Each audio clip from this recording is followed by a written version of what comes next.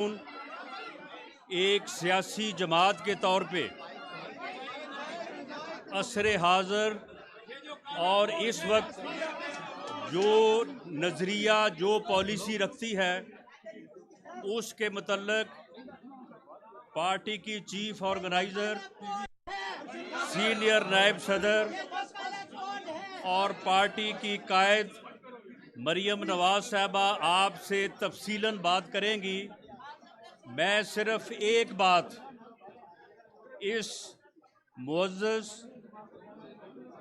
और मोहतरम कन्वेंशन के शुरका जिन्होंने हर मौके पे कौम की रहनुमाई की है और कौम को सही रास्ता दिखाया है, मैं सिर्फ एक बात आपके सामने रखनी चाहूँगा कि ये जिस मुतनाज़ा अंदाज से इलेक्शन करवाने की कोशिश हो रही है, ये कहा जाता है कि शायद हम इलेक्शन से जो है वो अवॉइड कर रहे हैं।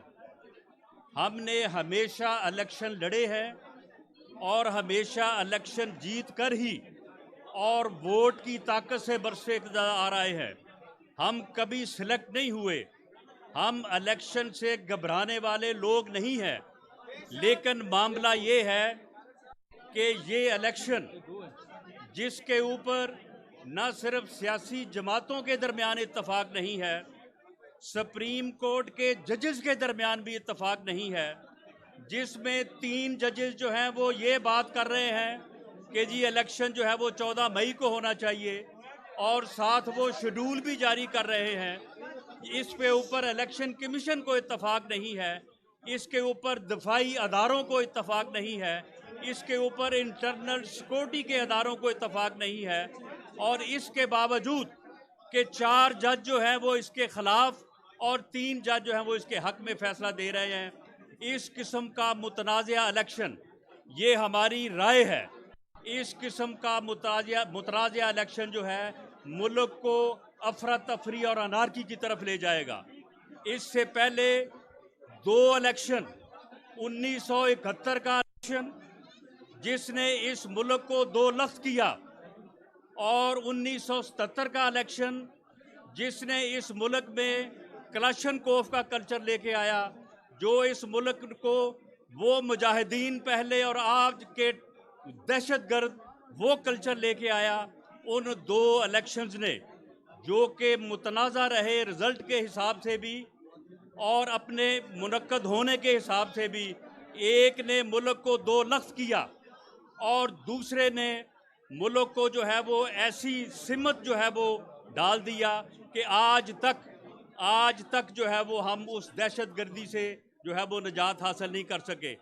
ये तीसरा इलेक्शन अगर इसी तरह से मुतनाज़े अंदाज से मुनक्कद हो गया खुदा ना खास्ता, तो ये इलेक्शन जो है वो इस मुल्क की तबाही का बायस बनेगा।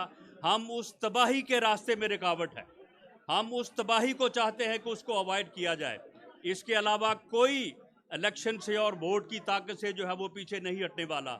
इसलिए हमारी ये राय है और इस राय को सुप्रीम कोर्ट के जजेस की अक्सरियत एंडोर्स करती है। इस राय को पाकिस्तान की बार्स तमाम मुंतखब नुमाइंदे वकला बरादरी के वो एंडोर्स करते हैं। सिर्फ एक आदमी जो है वो अपनी ज़िद पे अड़ा हुआ है और उससे पहले एक और आदमी जो अपनी ज़िद की वजह से कभी लॉन्ग मार्च, कभी जो है वो इंसानों का समुंदर, कभी असम्बलियाँ तोड़ के वो अपनी ज़िद से जो है इलेक्शन लाना चाहता है। ये ज़िद और हट धर्मी जो है ये इस मुल्क को किसी तरह से जो है वो काबिल कबूल नहीं है। मैं आज आपको और आपके वसासत से वकला बरादरी को ये पैगाम देना चाहूँगा, ये गुजारिश करनी चाहूँगा कि इस किस्म का मुतनाज़ा इलेक्शन जो है ये पाकिस्तान को तबाही, अफरा तफरी और अनारकी की तरफ धकेलेगा।